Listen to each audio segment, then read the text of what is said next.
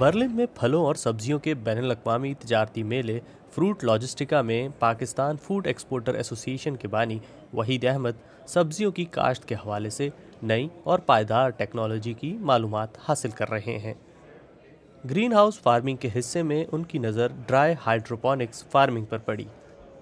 इस तकनीक के ज़रिए कम वसाइल इस्तेमाल करते हुए ज़्यादा सब्जियां काश्त की जा सकती हैं। हमारे किसान को एजुकेशन बिल्कुल नहीं है। आगे जाके पाकिस्तान में शॉर्टेज होती रहेगी क्योंकि हमारी आबादी बढ़ती जा रही है और फूड जो है हमारा शॉर्टेज होता जा रहा है। तो ये टेक्नोलॉजी है और इतनी महंगी टेक्नोलॉजी भी नहीं है। एक इसके अंदर काफ़ी जो प्रोडक्ट आप प्रोड्यूस कर सकते हैं, जहाँ पे पानी की भी इतनी ज़रूरत नहीं है, खाद की भी इतनी ज़रूरत नहीं है और मौसम आप कंट्रोल कर सकते हैं। हाइड्रोपोनिक्स फार्मिंग अमूमी काश्तकारी का एक पायदार मुतबादिल तरीक़ाकार है। वहीद अहमद के मुताबिक हाइड्रोपोनिक्स फार्मिंग के ज़रिए पाकिस्तान में न सिर्फ ज़राअत के शोबे में मुस्बत तब्दीली लाई जा सकती है, बल्कि इससे सब्जियों के एक्सपोर्ट में भी इजाफा होगा। इस तरीके से हम टमाटर भी उगा सकते हैं, बेबी स्पेनिश भी उगा सकते हैं, अनियंस भी उगा सकते हैं, लेस्टर भी उगा सकते हैं। जितने भी ग्रीन वेजिटेबल्स हैं आप उगा सकते हैं, जो पाकिस्तान की अपनी डिमांड है। और आप देखें कि पाकिस्तान जो ख़ासकर जो वहाँ पे हमारे फास्ट फूड खुले हुए हैं वो इंपोर्ट भी कर रहे हैं, तो वो भी बंद हो जाएगी और लोकली भी हम भी दे सकेंगे। यहाँ तक कि इनफैक्ट जो रेस्टोरेंट्स इंटरनेशनली है उनको हम एक्सपोर्ट भी कर सकते हैं। फ्रूट लॉजिस्टिका में दुनिया भर से 3000 से ज़ायद नुमाइश कुनंदगान शिरकत कर रहे हैं, लेकिन कोरोना वायरस के ख़तरे की वजह से इस तिजारती मेले में भी एहतियाती तदाबीर का इंतज़ाम किया गया है।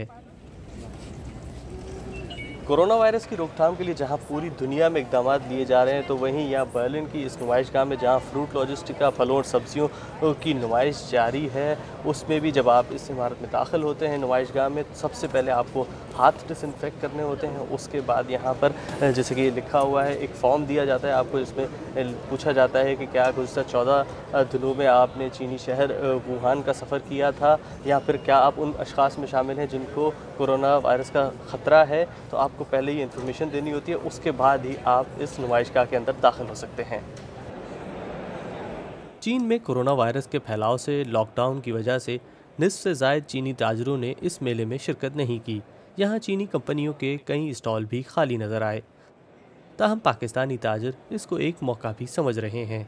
इम्तियाज़ हुसैन के ख्याल में इस सूरत हाल की वजह से ऐन मुमकिन है कि आलमी मंडी में नए फ्रेश वेजिटेबल और फ्रूट सप्लायर्स की ज़रूरत पड़े, इसलिए पाकिस्तानी ताजरों को तैयार रहना चाहिए।